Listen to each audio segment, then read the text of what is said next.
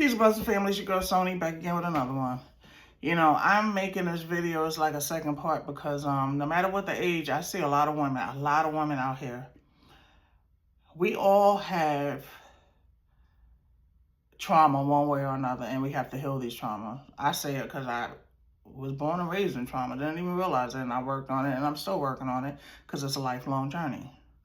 You connect with people who are like you. You may not be able to visually see their trauma, but once you get a chance to talk to them and peel back the layers and they start telling the truth, you'll see the trauma. People will control you possessions. You will become a possession. Everyone comes into your life for different things. You may be a helper, you may be a this, you may be a that, you may just be like the baddest person that they ever had in their life, and they don't want to lose you. And when people don't want to lose you, a lot of times they're not going to open and be vulnerable and honest to tell you about certain things because they're afraid to lose you. They'll let you know certain things here and there. Well, you'll find out things, and life is life. And, we've all been karmics one way or another. But always go with your intuition. Your intuition will never steer you wrong.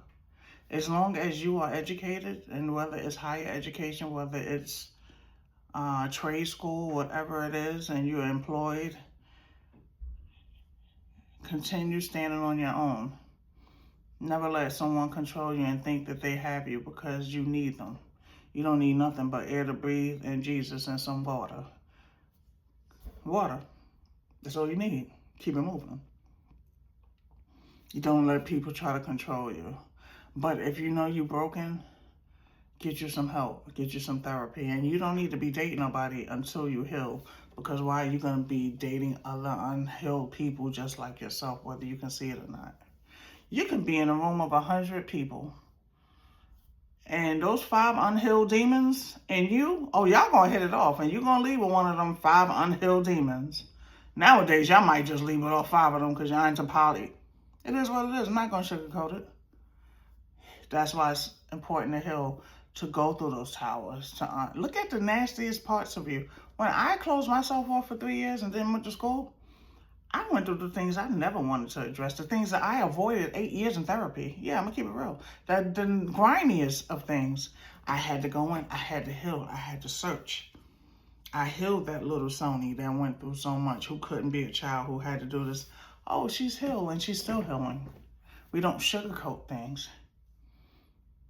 As long as you sugarcoating and you ignoring it, you're not getting the healing that you need. I know why people come in my life, because I'm magnificent. I'm God's favorite daughter. I am a healer by nature. I can have a conversation with you, and 20 years later, I can ask you details about what we spoke. I can ask you about your grandmother. How's your umbrella? How's this? How's that? And people are mystified, because if I talk to you, I'm talking to you for a reason. I don't talk just to talk. I don't do small talk. I know that I have a healing, and by me listening and addressing, just by you being in my aura, I'm going to heal you. So I'm very, very funny about who I let into my orbit, because you're coming in for a reason. I'm going to let you in for a reason. I tell you, my intuition is so scary, and it has always been scary, but now that I walk on this path and allow Spirit to do what Spirit wants to do, it's amazing. It's hard for me to be surprised. It's very hard for me to be surprised. I might not know the entire picture, especially when someone has done something underhanded to me and grimy and tried to stab me in my back. God will allow me to know certain things. The world around me could know. Let's just say hypothetically somebody got a social media page and they could be talking all the trash about me, just trying to drop stuff. Oh, talking about 30 years ago, 20 years ago, that. I could be scrolling on social media forever. God will not allow me to see that. Now, mind you, this person, they on there talking trash every day, trying to bring me down, trying to lower my vibration, trying to get a rise out of me. God's like, nah, we're good. She's good. And the sad part is, even if I did see it, I would just feel sorry for you, because only people that are hurt try to hurt other people. You ranting and raving. I wish everybody loved and light, because it's a beautiful life. I'm blessed beyond measure. Stand on your own so you don't have to ever depend on anyone. The closest people to you will be the ones that have their knives in your back. You know how many families families, DNA families, not adopted, not step, DNA families have done underhanded things to people when it comes to inheritance, when it comes to land, when it comes to wills, when it comes to a lot of things. Money is the root of all evil. They will tell the executor of a state, oh no, she's not here anymore. Meaning you're no longer alive. You're in another state. No, oh no, she passed away ages ago. When people want what they want, it's nothing that they won't do. There's nothing that they won't do. I remember when I was growing up as a little girl, my father told me, you and I are all we have. And we had a big family. I'm looking at him like, Daddy, what? But his words came true before he was even put in the ground. His words came true before he was even put in the ground. I didn't realize till decades later that he was preparing me for a life without him. That he was preparing me, letting me know, baby girl, once I leave here, it's a wrap. But I also had my Aunt Barbara, God rest her soul, who looked out and made sure that I was okay emotionally, because that was my girl. But the closest people to you will be the ones that will give you the greatest pain and betrayal. That's why I am a lone wolf. I have always been a lone wolf. When you grow up constantly getting your feelings hurt and seeing the bad side of people that are the closest to you, and they can be very demonic at times, it's like early wake-up call to what else the world has for you. It's preparation for the world. Once I learned these lessons, I was heartbroken because I was an emotional child. I was a sensitive child. But God was there to ease the pain and to guide me and to show me, because I had to take the lesson. I had to take Sony out of it. Because always remember, this world doesn't revolve around any of us. All of these things are lessons to help build us up. He had to break me as a child, so when I got around these demons in my teenage years and my adult years, I was already trained in the home, baby. Do you understand me? That's why these things happen. I was already trained in the home and in the neighborhood and with family on what humanity really is all about. So by the time I hit the streets with the brothers and sisters, I'm like, oh, y'all don't even understand. I've been trained for this. I've been like a soldier in the army since I was a tender age child. Yeah, but y'all don't have no idea. Y'all look at this little pudgy face and this little Winnie the Pooh body and just think, oh, I don't have to be vulgar in my delivery. I don't have to be aggressive in my stance. I don't even have to acknowledge anything that comes out of your mouth. But observe people and you're always going to know, because when you play chess and they playing hopscotch, there's no competition. You are your only competition. Only competition in this life is me looking at me right now. So take these lessons and sit back, because I told one of my friends not too long ago, I remember growing up in the hood, you have two friends. These would be homegirls. They would go to school. They would share clothes, sneakers, kicks, for years. And all of a sudden, some dude will come on the scene. One friend might like him. The other one can't really stand him. Later on, she done did something. Next thing you know, she getting with some other girls. They talking about her old girl. They want to jump this girl. And it's all over some dude. And the dude that she's with, he's mad because he tried to holler at her homegirl. But unbeknownst to her, homegirl wasn't having it because she was a real friend. So he went back and threw a bug in her ear and was like, oh, your girl tried to talk to me, and that's all she needed. Now, out of all the years of friendship and all the years of knowing her sister friend, she never came and asked her, Karen, did Jimmy try to talk to you? Did you try to talk? No, she took what he said as face value, because pillow talk is a mother. Always remember that, kids. Pillow talk is something else. And she just turned on her friend. And her friend's like, wow, that's what we doing now? And that was the end of a beautiful friendship. But the friend didn't realize, now Jimmy got you where he wants. Because you don't have your best friend, your sister friend who's there, who will help you, because you on welfare right now with food stamps and WIC and all this. She's working, always took care of herself, doing what she got to do. Jimmy gonna leave you soon, because he's talking to everything around you and hitting on them. Little do you know, your kids look alike. Why? Because they are half brothers and sisters. But you have destroyed a good friendship. You burnt a bridge who would have always been there for you. And you never questioned her. You never asked her anything. You just took what someone else new on the scene said, because pillow talk is amazing, and you went and you ran with it.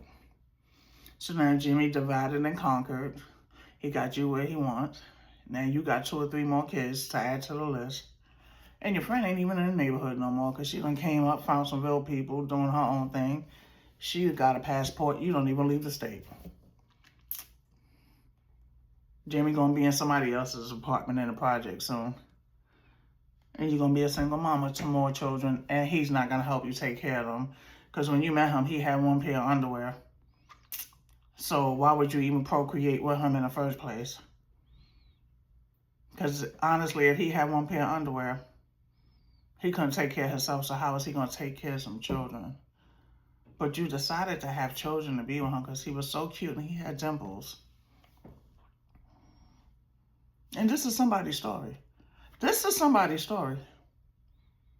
And then you're surprised when y'all break up and he doesn't take care of his children. He could barely take care of himself. You was taking care of him, you idiot. You in the state was taking care of him. Or for what was supposed to be for you and your children. You can't. Don't let that be your story, baby. I don't care if it's midnight, 2 o'clock in the morning. If you ain't got no condoms, either you can't rock or you gonna go get some. Either you can't rock or you gonna go get some. The night is over. It's a wrap. Because a lot of girls, that's their story, and they never thought they was gonna be. They was the baddest chicks in the neighborhood. They was the chicks that was pulling professional men. And these girls ain't even have a GED. But they was bad to the eye. They was bad. They didn't understand how bad they was. They didn't understand if they was raised in a different time under different things with different morals to understand their beauty and their power, they would have understood that they could have had whatever they wanted from these men, and they didn't even have to open their mouth, much less open their legs, because they was that beautiful that men would have just gave them what they wanted because they was beautiful. They would have wifed them, but they sold their bodies and they sold their souls. So they just became used like a washcloth. On to the next. And these washcloths was the gutter of washcloths. They don't even get washed in between usage. They standing stiff because they even got all this nasty stuff on them. But Beauty could have had whatever she wanted from her environment. She used what she had to get what she wanted. Y'all got to read between the lines. Yeah, she used what she had to get what she wanted. And in the end, she got caught up. By her trying to be slick, messing with Jimmy, because back then Jimmy was on the block doing this, doing that. She thought Jimmy was going to be on the come up. He was going to be the next kingpin. Jimmy, little did she know, behind the scenes, was using his own supply. The money she thought Jimmy was really making, nah, he was flossing. It was the fake flex. Jimmy got a Rolex, but she didn't know that that was a 20-year-old Rolex. And he got that from a B&E when he was in Brooklyn. He flossing around in the ghetto, uniform, Jordan out, this, that, and the third. But he don't have nothing to back it up. He don't have anything outside of what he can make, what he can take. When you try to get over, you are getting over on. Someone else is getting over on you. That's why it doesn't pay to be slick. It pays to have a heart of David. It prays to talk and give it to God. It prays. You may not get what you want when you want it, how you want it. Because always remember, while you going through this life, God is working behind the scenes. Let him cook. Let him cook. He's cooking behind the scenes. And you may have some years that's like Job, where everything is going wrong, when this is going, but you got to hold on. Because no matter what happened to Job, he didn't give up. His wife was talking trash. God don't love you. He forgot your name. Look at what he did. He like, woman, shut your mouth. I know who I saw. His friends came, fool, what's wrong with you? Come to the club. You look horrible. Denounce this man. He don't want you. He don't even know you.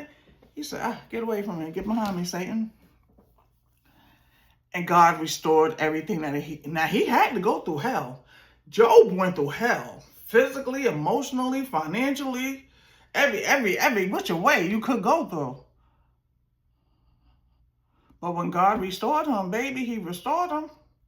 He restored him in a way that he healed their heart. The kids that was taken away, he got some more kids, some more land, some more this, some more that. But the most important thing, it wasn't what God gave him in the physical. It was the restoration, the spiritual restoration. That is the moral of the story. It wasn't all other stuff, because Job already knew who God was. He knew who he was to God. He knew that he served a God that was more than enough, that had more than enough and will bless him with more than enough. It was the spiritual restoration that brought Job back. Job was walking, he had a little diddy bop. He was like, ow. Them little boils and all that stuff was healed up on him. He had some little beautiful kids, his legacy. Because when God do something, he do it perfect. Man can't touch God. I told you, JC is the baddest dude in the room. He the baddest dude in the room. Whether you can see him or not, because he's in here, baby. But the only way you're going to get to know when you go into the world, because hopefully he's your foundation or you find him later in life, you're going to be able to tell who is a follower by what they speak. Because what comes out of the mouth of men and women is what is in the heart. The mouth can only tell you what's in the heart. So when you run into them people, and then I know a lot of people, they be on the phone all day gossiping about somebody else's business. You can't serve two masters, you demon. You can't go to church and sing these hymns and be on the phone talking about somebody's business. Come on now. Because if that's Christianity, y'all can keep it. I don't want it. If that's what your Jesus do, because my Jesus told me you can't serve two masters. You're going to be more obedient to one than the other.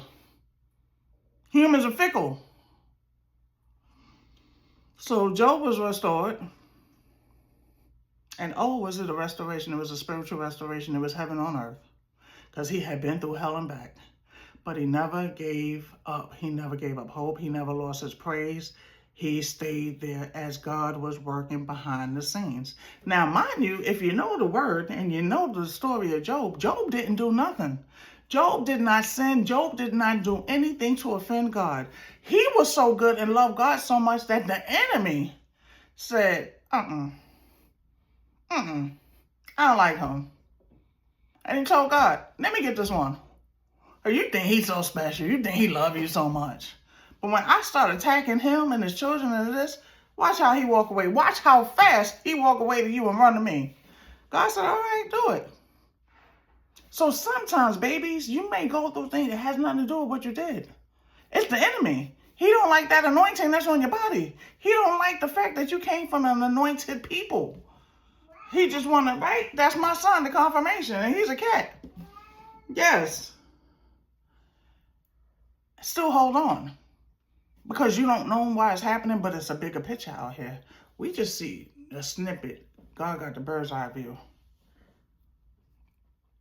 In my 21-year walk, I've had girlfriends. I've broken up with girlfriends. I met new girlfriends, broken up with girlfriends. It was a cycle. People were born in my family. People transitioned in my family. The world didn't stop because I couldn't get up out my bed and couldn't walk and was on a cane. I had 4 surgeries and just that. I moved to 3 different states. Life continued to life. I had a baby. I went through this. I went through that. Well, I should say my partner. We had a child. I went through a breakup. Years later, you know, life don't stop because you're going through. Baby, life is going life for everybody. It's how you react to what you're going through. I ain't never said, oh, I can't take this. I can't take this, Lulu. Take me. I'ma do it. I know the God that I serve is more than enough. I know that I'm more than enough, and I know I'm his favorite daughter.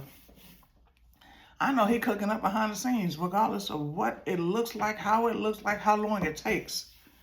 I'm always hold on to the hem of his garment. I don't need to see his face. I don't need to hear his voice. But by the grace of God, he has allowed me to hear his voice and answer prayers and be. Y'all don't understand the God that I serve, baby. When my mama left here, as soon as I found out, I said, give me a minute. I had to go pray. Because people gonna come, people gonna go. That woman brought me into this world. But I still had God.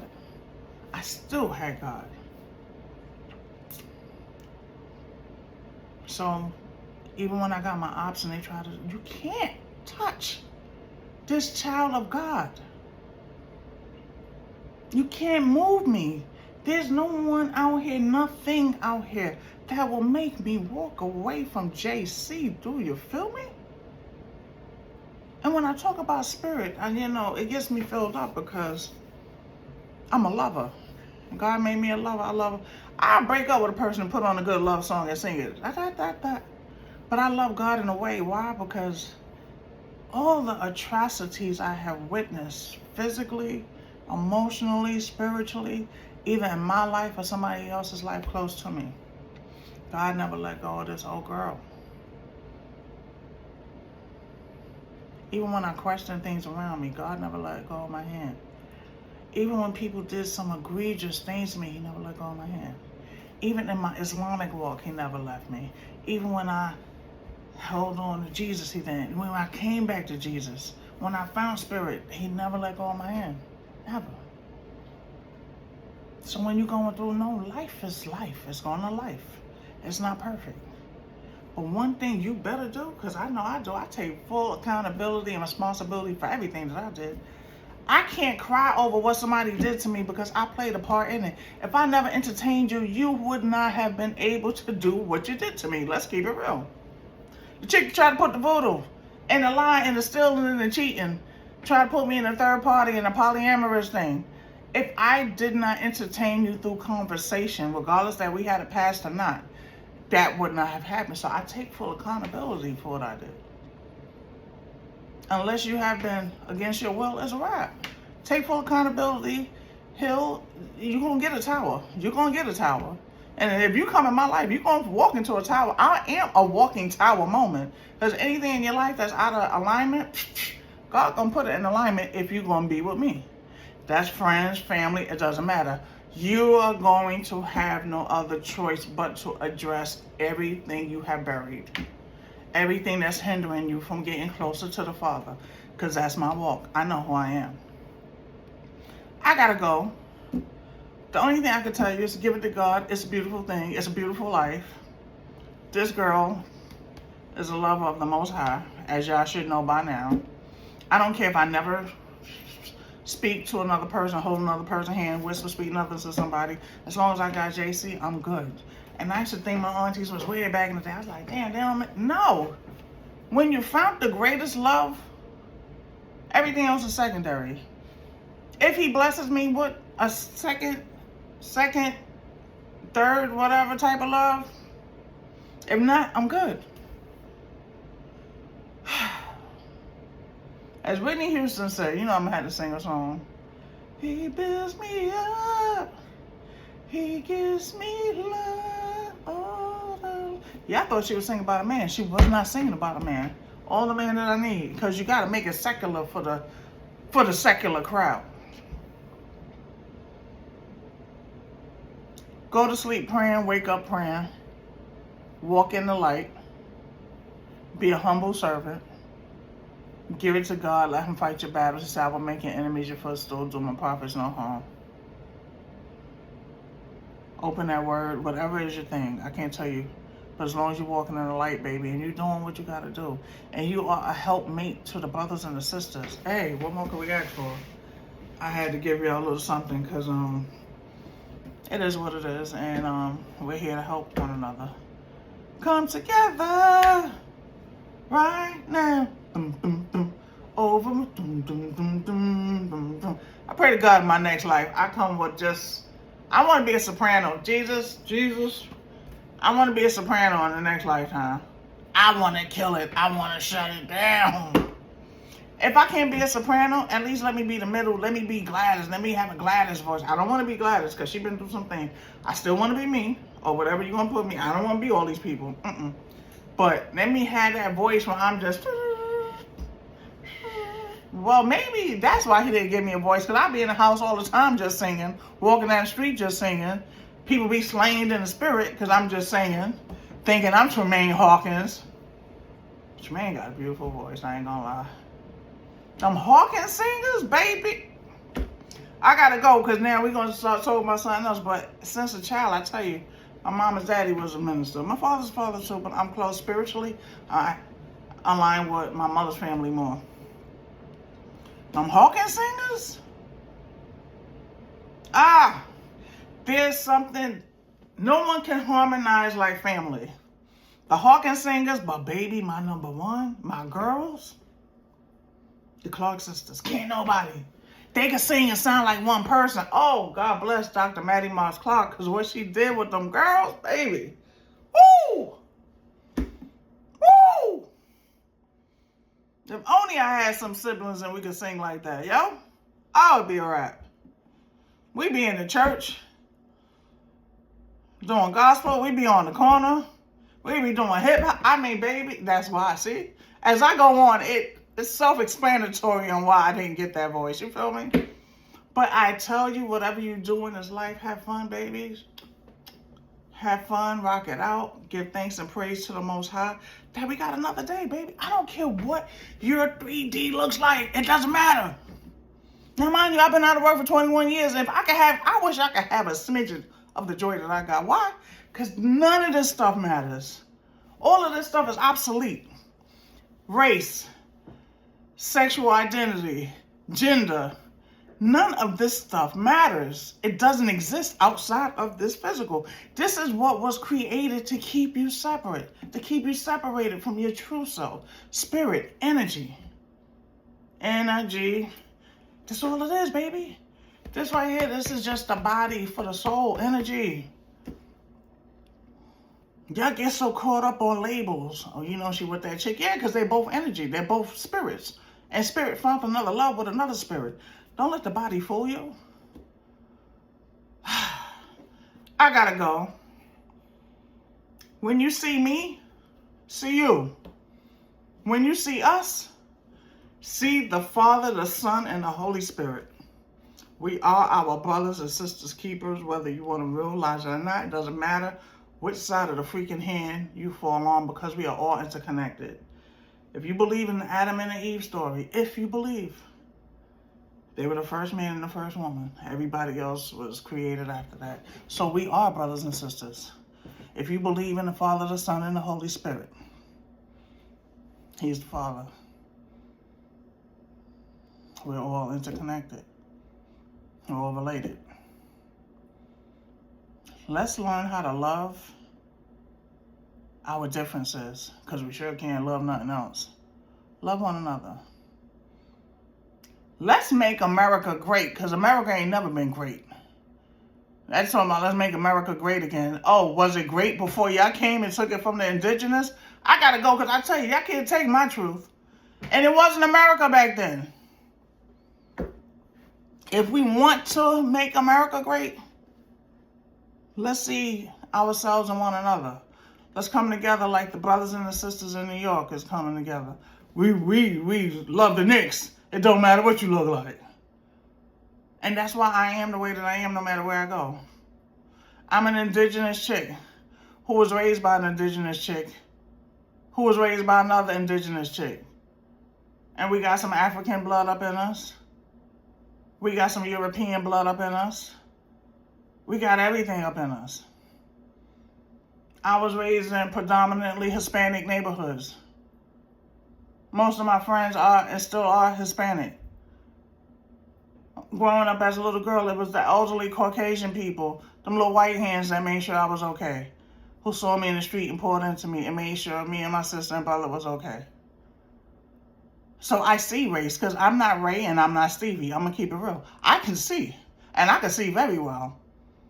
So don't hit me with the, oh, I don't see race. Oh, I do. I see it very well.